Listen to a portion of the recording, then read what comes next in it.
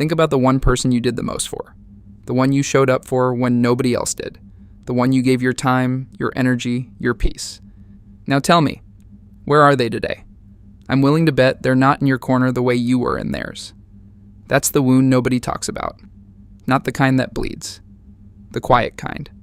The kind that makes you wonder what you did wrong when you know you did everything right.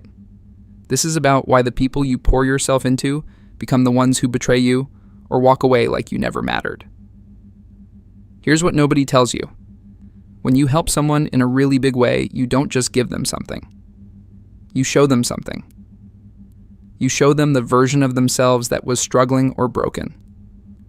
And as long as you exist in their life, that version never disappears.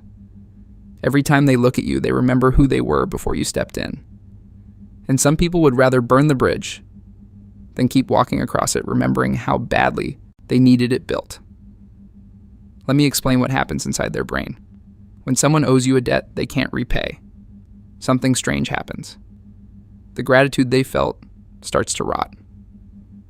It becomes resentment. And resentment is sneaky. It shows up as distance, coldness, little comments that sting, them being close with people who never help them while treating you like you don't exist. You've felt that confusion. I was there when no one else was, and now they look at me like I'm the problem. You're not confused. You're seeing it clearly.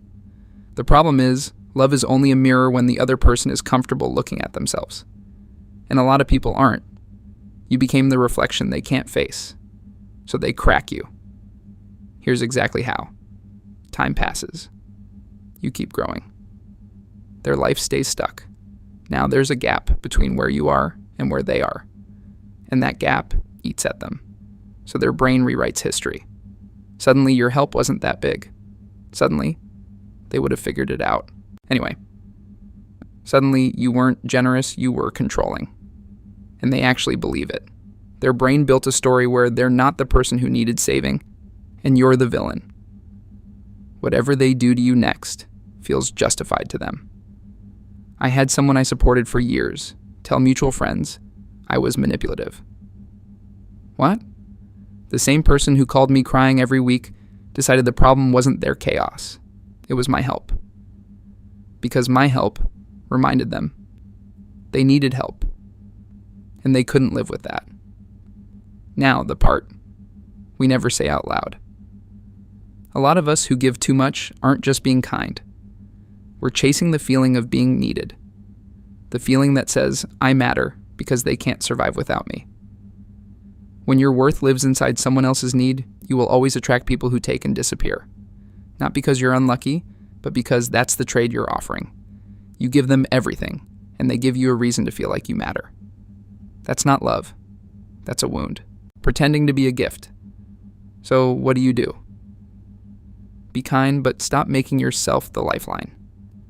Stop being the one thing between someone and their rock bottom.